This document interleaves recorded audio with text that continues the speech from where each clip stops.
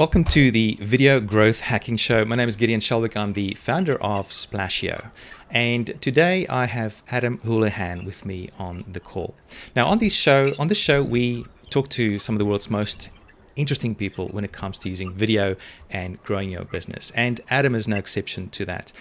I met Adam electronically quite a few months ago while I was still very new at the LinkedIn game. And true to its form with social media, it was amazing how we met. I mean, his video just came up in front of me in one of the, while I was on LinkedIn, and just happened to see his video, and I thought, hey, this would be a great person to connect with. And what really struck me about Adam was, even though he had,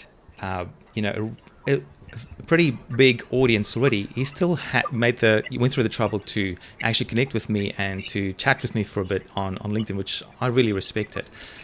The other thing that struck me about Adam was not only did he have like a really, really amazing audience on LinkedIn, but he also had incredible engagement. Sometimes you get accounts that they have like heaps of followers and connections, but hardly any engagement, and that always spells trouble to me. But in Adam's case, that wasn't the case.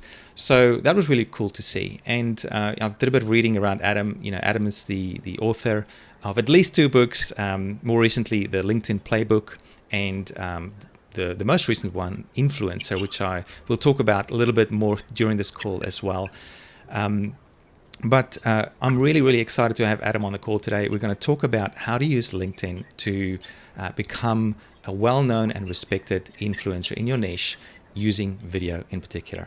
So Adam, without further ado, welcome to the call. Thanks, Gideon. It's an honor to be here with you today. Looking forward to it. Well, I can't wait to get into some of the strategies we'll be talking about today. But one of the first things I wanted to ask you, since you've been doing this video thing for so long now, and specifically on LinkedIn, I mean, what was it that got you interested in video specifically, and specifically on LinkedIn? So video and LinkedIn together, what was it that drew you towards that and helped you to get where you are today? Yeah, it's a good question, actually, Gideon. It wasn't that long ago that I really started doing videos on LinkedIn. I've certainly been on LinkedIn for a long time. It was only about 2.5 years ago that I started sharing videos. And the funny part was, and actually I shared something recently about this on LinkedIn, that when I first started that, I've been speaking at events all over the world for years. And I shared with people that, I was really comfortable on a stage. Like, I could be on a stage with 1,000 people in the audience and I was totally fine. Put a camera in my face and it was just a whole different story. So the interesting part, and why it took me so long to get started with video on LinkedIn, was just because I was really bad at it, and I really didn't know what I was doing. Right. And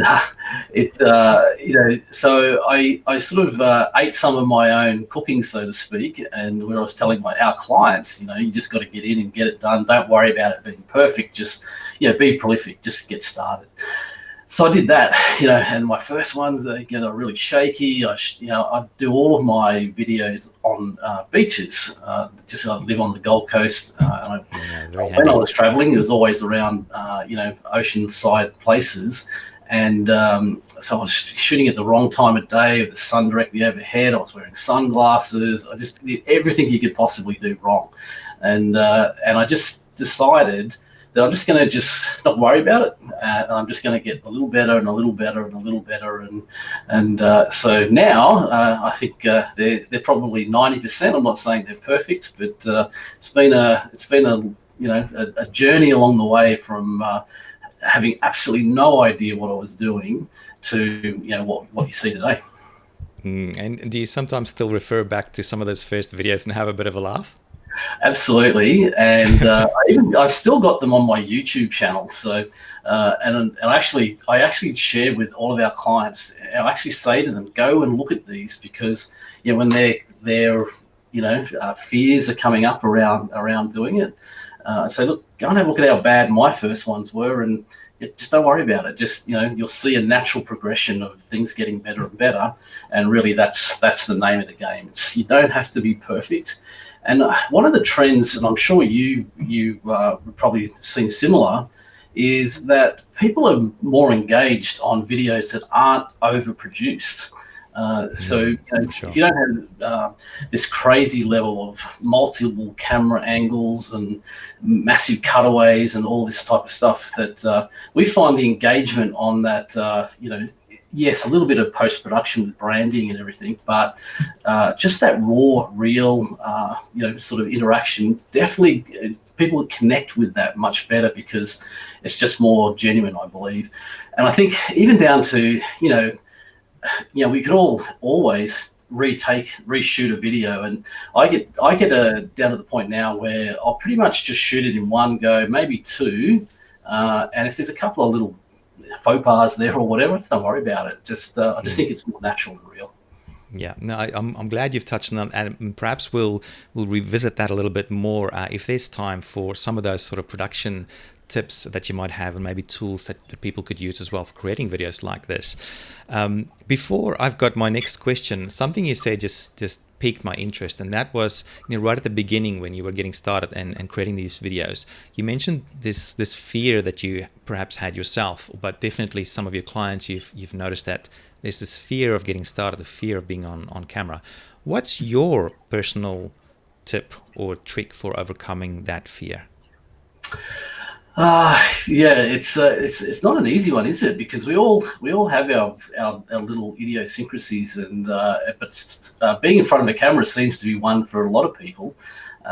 And I think for me, what I said to a lot of our clients was, in your first videos, why don't you do it like this? Say, hey guys, this is my first ever video. I'm actually pretty concerned about it. I know I'm going to make a lot of mistakes, but I've got a message to share, and hopefully you'll focus on that. And interestingly enough, every time one of our clients has done that, it's almost the most engaged video they ever get, because people come in and go, "Good on you, great, you got started. Don't worry about it. I loved your message." And it's really interesting that people are quite forgiving of that. I think again, like you said, probably get into more tech stuff later, but sound quality is still very important, more so than your performance, so to speak. Yeah, no, I totally agree. Sound is always one of the key ingredients to look at for video, for sure. So I want to change gears here a little bit and talk about LinkedIn specifically, and what you've done with video on LinkedIn, and what others need to know about building an authority sort of influencer type brand on LinkedIn. So my question is, what's the most important thing people need to know if they want to be building an influencer brand on LinkedIn using video? Of course, there's a number of things. The very first one, interesting enough, is how you share that video on LinkedIn. Now, native upload is the only way that you should be putting your videos on LinkedIn. By that I mean, you're loading the raw, not the raw file, but the finished file, like your MP4 or whatever, directly into LinkedIn. Don't link off to like YouTube or Vimeo or a page on your website or stuff like that. LinkedIn is very anti any sort of links that take people off the platform. So that's the first part. And really, I think that if there's a key difference that you guys could take away, is that the thing that builds authority is engagement. And as Gideon mentioned earlier, my videos always get a fair degree of engagement. I'll share the secret of it. It's really, really simple. That is that you should always end the video by asking a question. It's really that simple, because it makes it a lot easier. If you share a video where you're sharing a tip or something about something that's in your industry, people go, that was interesting, that was helpful, I might like that. And that's about as much as they'll do.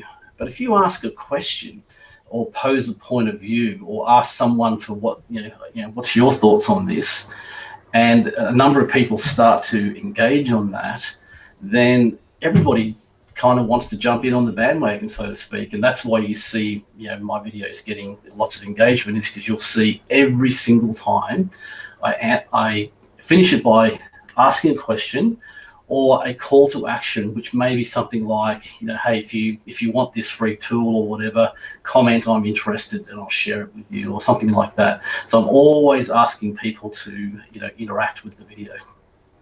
Okay, good. So that's one of the key things you do for getting engagement.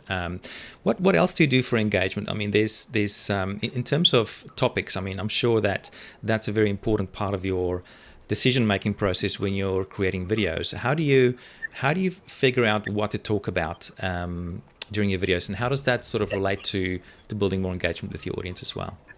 Yeah, good question. It's first of all, you need to stay in a lane, stay in a niche. So, for example, you'll see I'm always talking about LinkedIn or influence. That's pretty much it. There's rarely anything else. If you imagine if all of a sudden I started talking about I don't know, pet grooming, then which has got nothing to do with what my audience is interested in, then it becomes very difficult for those people to engage on it, because you've got to also remember that LinkedIn's hyper driven by algorithms. So LinkedIn's trying to work out who would be interested in your content. So if you stay in that niche, lane, or whatever you want to call it, then it makes it much easier for them to understand who should be seeing your content. And of course, then if you go off on a tangent somewhere, they don't know that, and they're still going to feed that to the same people. And then these people are like, okay, that's not what Adam normally talks about. That's kind of not interested in that. So yeah, staying in that lane of, keep in mind that after a while, people are going to gravitate towards your videos because they're interested in your content or what you're talking about.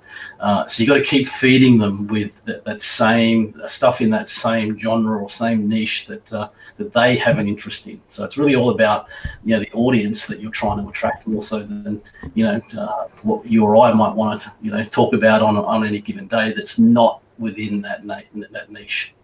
It makes a lot of sense to stay true to your topic. And I remember running this experiment a few years back while I was still on YouTube. I was teaching about online video marketing, and then I started publishing videos on, personal development. And I remember the drop in engagement, and I couldn't figure it out because I was so interested in this topic, and my audience, they weren't. But obviously they weren't, and I just didn't realize it. So I can definitely attest to that. What else is there, Adam, in terms of engagement? Do you do anything else to help you get this significant, or I should say magnificent engagement that you're getting on LinkedIn? And it's I mean, you might be a part of a pod or something like that. I'm not sure if you are, but I think what I've noticed with some of the comments you have is that they're thoughtful, and they're actually engaging in and of themselves. It's not just someone going, great video or something stupid like that. It's actually people that you can tell that your audience, they like watching your videos and they like engaging with you. Is there anything else, any other sort of magic sauce that you have that you can share when it comes to creating engaging videos? Yeah, so the other one is, you kind of touched on it, is that when people do go to the trouble of commenting on your content, you should make sure you reply to them. And one of the things I have seen a lot is where I suppose some people who believe they're influencers for one of whatever reason elevates them above having to engage with their audience. I would say you're leaving a lot of value off the table if you're not responding to those people. One, it's just respectful. If somebody's gone to the trouble of commenting, you want to acknowledge that, but also algorithmically. So what LinkedIn's looking for is content that keeps people on the platforms, as we talked about before, not putting links to your videos on YouTube or Vimeo, and where you're creating a conversation, and the conversation is two-way. I guarantee you that, and we've proven this multiple times with some of our clients who at times weren't replying to comments, and after a while, LinkedIn's bots and algorithms work this out, that it's very much a one-way conversation, and they deem that to be lower value content than if you, as the author of the content, are interacting with your audience. I guarantee you will get higher visibility on LinkedIn if you maintain a two-way conversation, And of course, you know, obviously the main thing is you're deepening the relationship with people. As you said, Gideon, you know, when we connected, it wasn't just like, you know, connect and then nothing. I always go to the trouble of at least, you know, saying hello, welcome, you know, sharing a bit of conversation. And if somebody, if somebody sends me a spam type message, I'm not going to reply to that. But if they're asking me a question or anything, you know, at least moderately sensible, I'll always respond to them. It's always me doing it. I'm not getting an assistant or someone to do that either. And, you know, I think I really like that. Well, I don't just think that, I really do like that. And I really love that about your approach when we first connected, because I think LinkedIn can also be a very impersonal place. It's interesting. It's almost like I see two camps of people. There's one group of people who just hate LinkedIn, and they say LinkedIn is just a place where people can spam you with their offers and things like that. And then there's the other group where they going, it's such a rich place of building relationships and bonds with people. And I'm always fascinated by the first group because, you know, I often wonder, why are they getting all these spam requests? I'm not getting them myself, you know. So there's something interesting happening there. I wonder if it has to do with the way you engage, or the friends or connections that you already have. I'm not quite sure. Maybe as you become more successful, you start getting more of those sort of things. So that's really interesting, and I'm really glad you mentioned that it's really important to engage with people, you know, not just through the comments, but also when they connect with you. I think that's a really nice touch. I want to talk a little bit about the algorithm, and you touched on that a little bit earlier, but it seems one of those beasts that are hard to tame. What are your thoughts on the algorithm and people playing the algorithm, and whether it's even possible to know the algorithm so that you can play it? I mean, gosh, how would people actually know what the algorithm actually is? And you know, how do you respond to that as a video producer on LinkedIn? Yeah, it's one of those things. What I would say, be very, very wary of people sharing information of how they found a way to game an algorithm, because almost always they're looking at it through a very narrow lens, meaning just their own profile and something they've been trying for a very small amount of time. Now, there's, you know, as you said, no platform openly shares what their algorithms are or how they work or that sort of stuff. But when you get to work with, you know, over 200 people around the world, and you get to see what's happening on, you know, those accounts, you know, internally, you can start to see some patterns and things. So yeah, we have a reasonable understanding of algorithms, and we know one of the big pitfalls that, and I kind of silently have a little laugh to myself sometimes when I see people posting stuff online saying, oh, you know, you can, and I'll give you an example of one. They say, look, one way to game the algorithm where, you know, as I spoke about earlier, you shouldn't put links into your post. They say, look, a good way to game the algorithm is to post your content first without the link, and then come back a couple of hours later and edit and put the link back. And then, you know, you'll get around LinkedIn's algorithm. And whilst, you know, you can do that, the reality is that most of the value of the post was in the first 2 hours anyway. And secondly, that if you're doing these types of things consistently, then eventually LinkedIn works this stuff out as well. And you'll find that a lot of these things only work for a very short amount of time.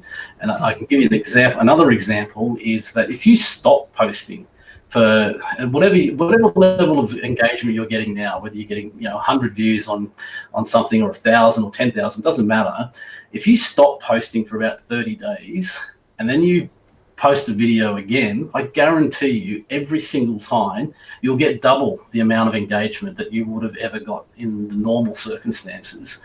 And the reason is that LinkedIn knows that you haven't posted anything for a while. They want you to post. You've posted something again, so they want to encourage you to keep doing it. So they guarantee you that they up your view rate for, you know, a week or so to get you to, you know, keep doing it.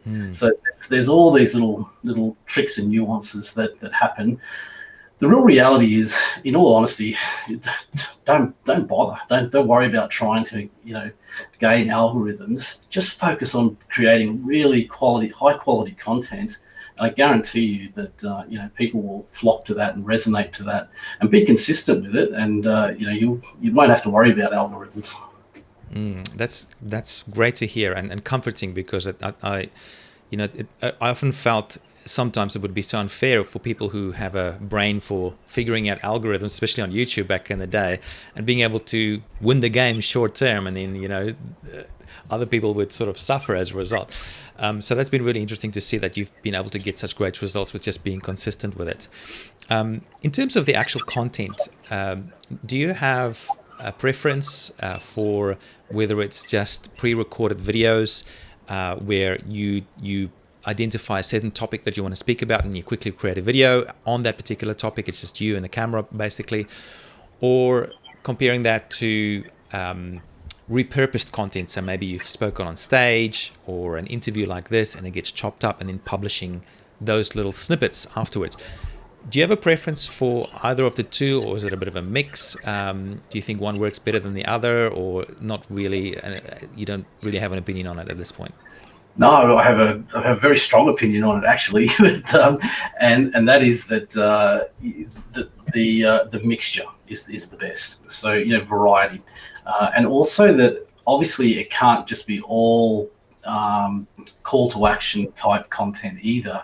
There's got to be a good mix of. I'm not saying you shouldn't be using call to action content. You should, but it's maybe 10-15% of your overall content that should be like that.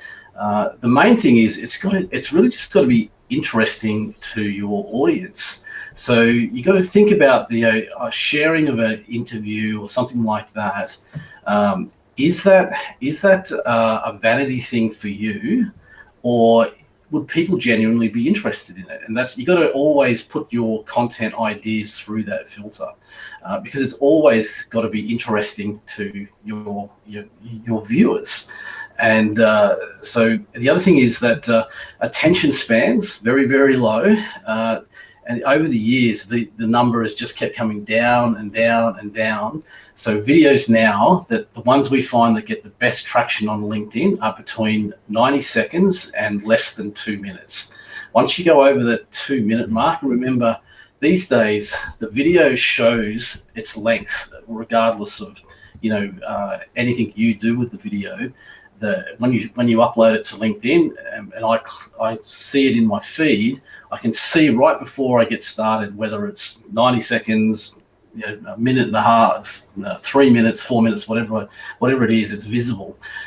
And we've seen, and again, I'm talking about not just my content, I'm talking about what we see over hundreds of profiles that the people we work with, that's the magic number. It's got to sit below 2 minutes, and it should be over 90 seconds. It makes a lot of sense, just keeping it nice and short, because people are busy, right, on LinkedIn, and not only that, along with the scrolling in the feed thing, there's a lot of other competition there, other things pulling in their attention, right? So I guess if your video is too long, they've got to make a tough decision there, where they want to sit there and watch your long video in inverted commas, compared to something else that might draw their attention more. Great. Okay, because I was going to ask you about that video length as well. I've got a couple more sort of general questions like this, and then I want to shift gears again and go into your perhaps a step-by-step process that you go through for publishing your video content. But first of all, text versus video posts on LinkedIn. I've noticed that a lot of people talking about their text posts getting a lot more views and sometimes a lot more engagement as well compared to video. But I've also seen other groups of people where they're getting way more engagement on their video post than their text post, like, for example, your ones. What's your view on that? Is it, again, either or a bit of a mixture? Do you have a strong opinion on that? Very strong opinion on that. And again, the answer is a mixture. You need, again, LinkedIn favors the content creators that use a variety of content styles. Again, I can share with you, we've tested this every which way to Sunday. We've had people that just want to do video content, nothing else. And we found that in the early days, that was fine. And then after a few months, LinkedIn started to punish their reach. And I mean, I'm talking about I won't share names, but people who are creating incredibly good quality videos where over a month they were generally speaking getting around 120, 150,000 organic views. And these dropped to about 50,000. And I know that still sounds like big numbers, but from 150,000 to 50,000, the only thing that changed was, LinkedIn's love of that content. That kind of tells you that you need this variety of content. So essentially, you should be sharing native video, status posts, which is just your text-based content, status posts with an image. Very, very interesting, Gideon, is we always find that when you're using text posts, that a text post with no image gets higher engagement than one with an image. It's weird, I know, but that's the reality of it. But the point here is that you need to be mixing this up. So you can't just do all video content. You can't just do all text-based content. And I'm meaning this from, certainly you can do that. They're not going to stop you doing that. But from the point of view of getting that level of reach that we're all, it's the holy grail, I guarantee you LinkedIn always favors the authors that use a mixture of those things. Okay, and is there like a percentage, kind of a mix from video to text or anything else? What's your view on that? Look, it's all guideline more so than rules, but I'll just show you what we do. And all of our clients is we create 13 pieces of content per month, and probably 4 of those will be good quality videos. One of them will be a poll, which is kind of where it's a tool you can use within LinkedIn where you can ask a question and people can select one of 4 answers. So one of them is a poll, and then the rest of them are a mixture between status posts with images and without. Even though we know the ones with images get a little bit less reach, the overall overarching content reach is much higher when you share all of those potential mediums. The other interesting thing, and you kind of mentioned it earlier, was some people say they get less views on videos. It's interesting. It's not actually necessarily correct in that the way that a view is counted on a video is much different to the way it's counted on a status post. So a view on a video is only deemed a view if somebody's watched more than 3 seconds of that video, as opposed to if you say scrolling through your feed, which in reality is generally the way most of us find content. And you kind of just stop for even a second on a status post or a text-based post. You don't even read it, and then you move on. It still counts as a view. So the way videos are counted are different, and that's why the view count will always seem to be lower. It's not necessarily the case. And as you also pointed out, you'll see on mine, even though the view counts are lower, the engagement is equally as high as the others. So and really at the end of the day, the metric that matters is engagement, not views. Fascinating stuff. Okay, I've got it. I have to put this question in: captions. What about captions? Do they help? Are they important? Should people bother? What's the big deal with captions? 100%. The two things you absolutely need to do is have a headline on the top of your video and captions. So just answering your question, why? Well, the reason is 85% of all videos on LinkedIn get watched without sound. So if you don't have captions, you're a talking silent head. So, and in fact, I think that statistic is across all social platforms, but I guarantee you it is very much on LinkedIn. By default, LinkedIn shows the video with the sound off, so people have to actually click it to put it on. So I'd say if you're not putting captions on your videos, you're losing 85% of the effectiveness of the video. The second part, as I spoke about, was the headline, because again, coming back to the algorithms we're talking about and how we look for content, which is to scroll through a feed. There's a new algorithm. It's not that new. It came out in March this year, but it's called dwell time. And what dwell time is It's watching for how you scroll through a feed, whether it's on your mobile device or on a desktop, and it can tell when you stop and view a piece of content. It can also tell if you then click on and actually engage on the content. So especially with videos, you need to have at least an eye-catching scenery, which is why I do all mine at a beach. But also a compelling headline that tells people what this content's about.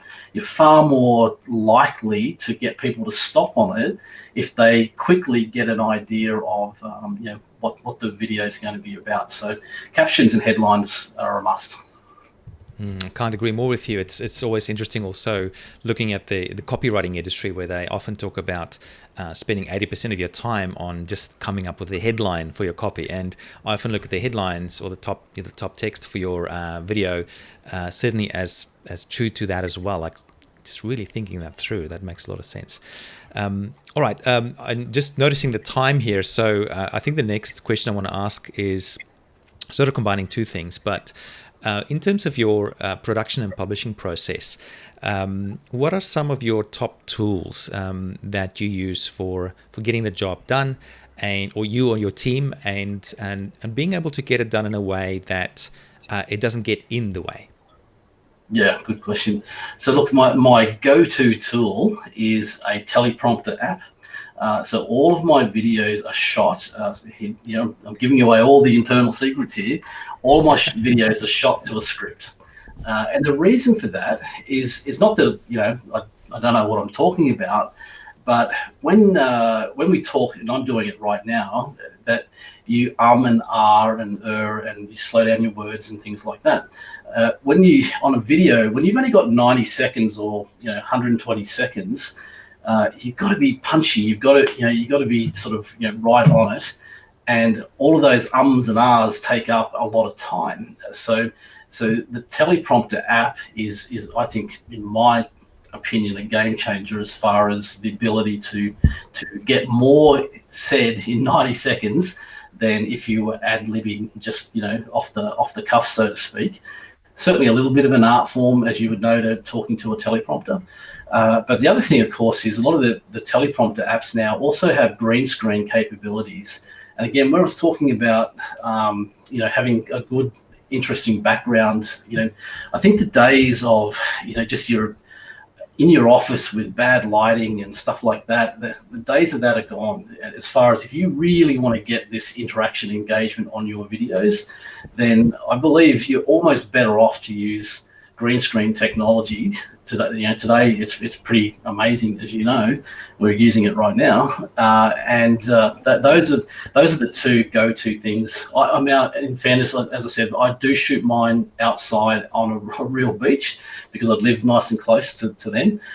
But in the normal circumstances, we always sort of suggest to our clients to use those sort of technologies. And then, of course, the technologies of being able to use cutaways and things like that. You don't want to overdo it, but on some key points you're talking about, to not just be that talking head straight at the camera the whole 90 seconds or 2 minutes, to have a couple of 2 or 3 cutaways in there is always, just makes the video a little bit more engaging. And also, remember, visually, it's so much more punchy if there's a key point you're talking to. Instead of that just being you face the camera, it's a tile that comes up with those words. It allows people to absorb that key information a lot quicker and better. Brilliant. What's the name of that teleprompter app again, Adam? There's lots of them, but the one I use is called Teleprompter Pro. There is a free version of it, but you're far better off to get the paid version, which is only, I think, like $20 or something like that. All of my videos are shot on an iPhone 10, so you don't need a lot of super high tech. Though the other thing that the absolute, especially if you're shooting outside, is you must have a lapel mic. You've got it. As we talked about earlier, the sound quality is almost more important than the video quality. So even though, as I said earlier, 85% of videos are probably getting watched without sound, the reality is when people do listen to them, and when you do start to get a lot of engagement on them, people do actually turn them on and listen to them. So again, that 85% is across all videos ever produced, good, bad, or ugly. But the engaged videos are always going to get a higher level of sound turned on. So you want to make sure the sound quality is good. So I have a Rode Rode lapel mic. Again, only like I think about $80 or something like that. So it's not super expensive. Yeah, it's amazing how far it's come. From back in the day when I started back in 2006, I think these heavy handy cams. Oh my gosh, and the files and oh man, it was just such a nightmare. Now people just have their phones. It's just I'm so jealous of the generation of today. It's much easier. Okay, Adam, I'd like to ask you this question now before we start closing things off, and that is, what would you tell someone who are they've dipped their foot into the LinkedIn influencer game and they're really keen to build something there? Maybe they've done a few videos, a few posts, whatever, but they're really struggling to get that engagement and to really build an audience and to become a person of influence on LinkedIn. What would you say to them would be the number one key things for them to think about as sort of like a take-home message? Look, it's be consistent and be patient. That would be that honestly, and like we talked about before, these little things you can do to game algorithms and whatever. Really, don't worry about that stuff. Just be consistent. Understand, influence is not built overnight. It does take a little bit of time, and by just showing up and showing up and showing up is the best way to do it. But even if you could just take some of those little tips I was sharing with you earlier about always asking a question and making sure that the quality of your video, as far as at least your post-production of captions and all videos on LinkedIn should be in the square format, that all those little sort of things, all of that will definitely help you to get that traction as quick as possible. And as I said, I think the holy grail of it is to be genuine. Don't try to be someone you're not, and engage with the people who do engage on your content. Reply to them, thank them, answer their questions. The more you're seen as that person that engages back, the more it encourages people to continue to engage on your content in the future. Absolute gold, Adam. Thank you so much. Now, there's a very special little surprise we'd like to give to all our viewers and listeners. Adam's latest book, Influencer, which I started reading. I'm not finished with it yet, but from what I've started reading, it's really drawn me in, and I can't wait to finish reading it because I really want to lift my game when it comes to LinkedIn. Adam, would you like to tell us a bit more about that? I'll go to the page where people can learn more about it, but I'll hand it over to you so you can tell people a bit more about it. Sure. So Influencer is really your step-by-step guide to this whole process. It's exactly how we coach our clients to do this. The only difference is you're going to implement it yourself as opposed to work with our team to do it. It'll give you all the breakdowns on the content styles and all the little tips and tricks on doing this well. And I'd love to just gift it to you guys for hanging out with us for half an hour or so and listening to what we say. So please download a copy and enjoy. Yeah, so if you're interested in that, you can head on over to adamhoulahan.com/influencer book. As you can see on the screen right now, I'll just highlight the URL there for you, but I'll also sort of spell it out for you as well. So it's Adam Houlahan, which is AdamHoulahan.com/influencer book, all just one word. So you want to grab a free copy of that today, right now. Just go in there, just got to give your name, your first name, your last name, and email, and that's it. Honestly, like the next page, you get the download link. I just did it earlier today, and tell you what, it is really awesome. In fact, I'm going to share the PDF beginning of you. I hope you don't mind, Adam, but I won't share the whole book. But it was what I noticed was just all the praise from a bunch of really amazing people, Paul Dunn, really cool people. And what I really encourage people to do if nothing else, just read the story from Adam, which is right towards the beginning of the book. So really, really awesome stuff. Please make sure you head on over to adamhoulahan.com/influencer book to grab a free copy. And thing is, other people have to pay money for this. I just went to check there. You can get it on Amazon, but you guys listening here right now can get a free copy when you go and check it out. All right, Adam, thank you so much for joining us. Really awesome to have you on this call. Of course, if you liked watching this video, there's many more of these coming. And if you're interested in helping you grow your own audience with social media videos, we're there to help you as well with the video production side. If you want to get a free trial for our service at Splashio, you can head on over to splashio.com. Adam, thanks again for joining me. It was such an honor to have you on the call. Thank you so much. Thanks, Gideon. It was the honour was all mine, and enjoyed it very much. Thank you.